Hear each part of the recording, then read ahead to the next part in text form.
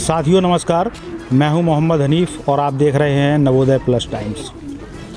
साथियों, उत्तर प्रदेश विधानसभा के चुनाव नज़दीक आ गए हैं।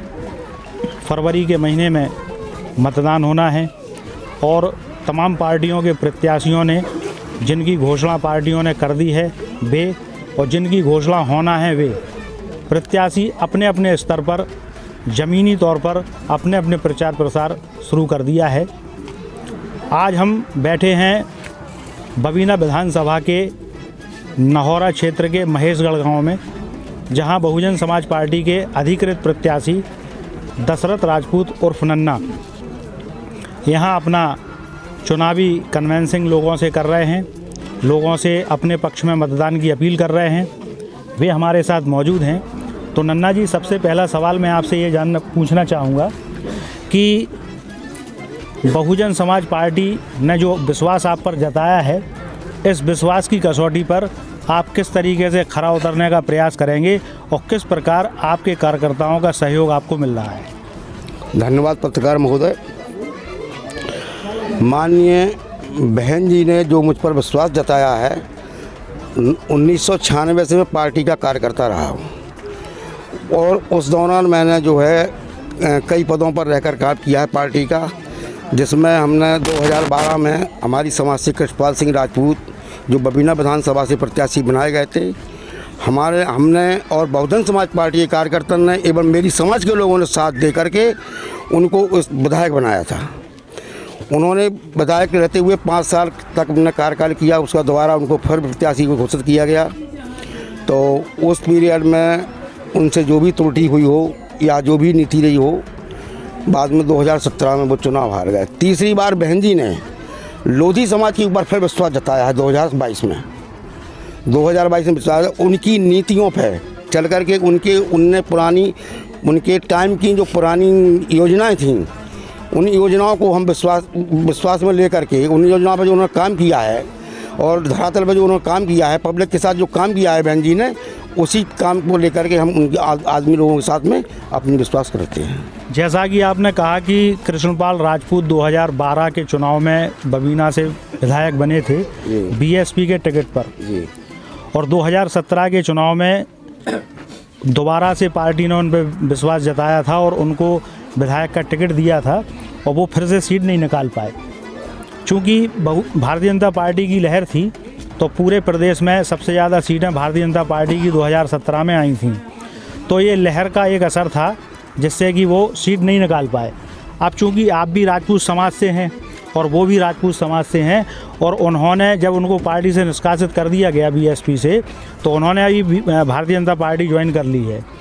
तो हो सकता है भारतीय जनता पार्टी ने अभी तक अपने प्रत्याशी की घोषणा नहीं की है और हो सकता है भारतीय जनता पार्टी उन्हें टिकट दे, और अगर बाय द वे उनको टिकट मिलता है, वो भी राजपूत हैं, आप भी राजपूत हैं, तो क्या प्रभाव पड़ेगा आपके मतदाताओं पर?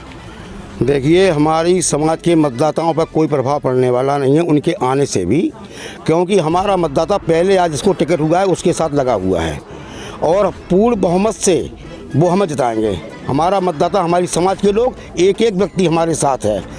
उनके देखो, जो व्यक्ति पार्टी से चला जाता है तो फिर उनका खुद विधायक जी का कथन है कि जो चाहता है तो हमारे कार्यकर्ता वहाँ तक छोड़ के उसको वापस भग जाते हैं, वो वहीं रह जाता है।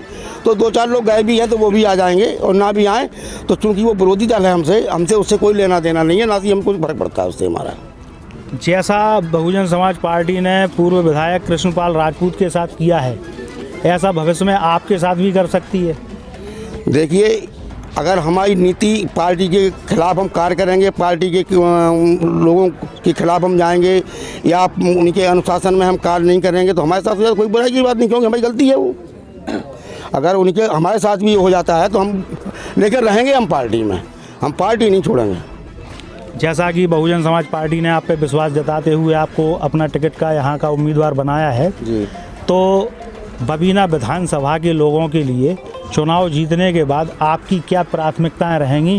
क्या मतलब आपकी घोषणाएं हैं बबीना विधानसभा के लोगों की? देखिए, सर्वप्रथम तो मेरी शिक्षा के ऊपर है प्राथमिकता। मेरी पहली प्राथमिकता है शिक्षा के ऊपर। सबसे पहले हम जो हमारा दलित शोषित समाज है और पिछड़ा समाज है, उस समाज के बच्चों को हम शिक्षा दिलाने का पूरा प्रयास करेंगे। सर्वप्रथम हमारी यही सोच रहेगी, क्योंकि आने वाले भविष्य में ऐसा लग रहा है कि यदि शिक्षा नहीं है तो हमारे लोग आगामी चुनाव में हिस्सा नहीं ले पाएंगे, ऐसा प्रतीत हो रहा है। तो सबसे पहले हमारी प्राथमिकता रहेगी कि हम अपने बच्चों को शिक्षा दिलाएं, दलित को, पिछड़ों को और जो दबे कुचले लोग हैं उनके लोगों को शिक्षा दिलाने का। बिजली का है, पानी का है, सड़क का है, और सबसे प्रथम हमारी प्राथमिकता रहेगी गांव के लोगों का रोज़गार गांव में ही मिले, गांव के लोगों का रोज़गार गांव में ही मिले, जिससे वो अपने बच्चों को पढ़ा पाएँ, अपने परिवार को देख सकें। ऐसा नहीं हो कि जैसे अभी इसमें कोरोना काल में देखा होगा आपने और सुनने को ही मिला है, भविष्य में ऐसी ना हो किसी के साथ कि लोग वक्त 500-500 हज़ार किलोमीटर पैदल चल कर आए हैं, तो कुछ औरतों ने डिलीवरी तक मारो रास्ते में की है।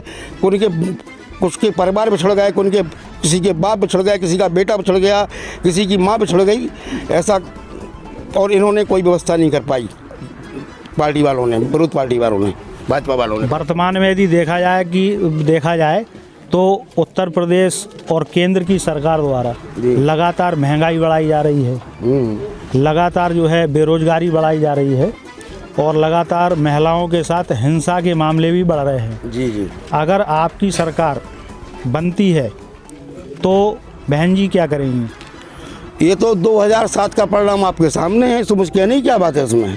2007 में निष्पक्ष बहू बेटियाँ घूमती थीं, किसी के साथ कोई अत्याचार नहीं होता था, लूट सकोट नहीं होती थी, और यहाँ तक कि रात के 12 बजे से लेकर रात में पूरी रात कोई भी बच्चा कहीं निकल जाए, किसी की औकात नहीं थी कहीं किसी को छेड़ने तक की। ये तो 2007 का बहन जी की 5-4 बार सरकार रही, मुख्यमंत्री रही, वहाँ का परिणाम है सामने देखने को मिल रहा है। आखिरी सवाल आपसे हमारा ये है कि हमारे चैनल के माध्यम से बबीना विधानसभा के मतदाताओं से आप क्या अपील करना चाहेंगे? देखिए, अपील के लिए बहन जी ने हमको यहाँ प्रत्याशी के रूप में घोषित किया है। हम उनके साथ मिलकर के सुख दुख में जो भी होगा हम अपने परिवार के साथ रहेंगे, और जो भी योजनाओं का लाभ होगा उन तक पहुँचाने का काम करेंगे। तो साथियों, अभी आप देख रहे थे ये साक्षात्कार बबीना विधानसभा के बहुजन समाज पार्टी के अधिकृत प्रत्याशी दशरथ राजपूत नन्ना के विचार आप देख रहे थे।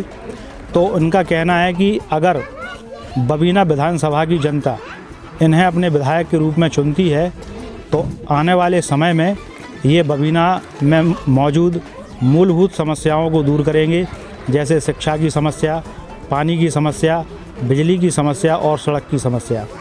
इसी तरह हम आपको और भी पार्टियों के प्रत्याशियों से रूबरू कराते रहेंगे।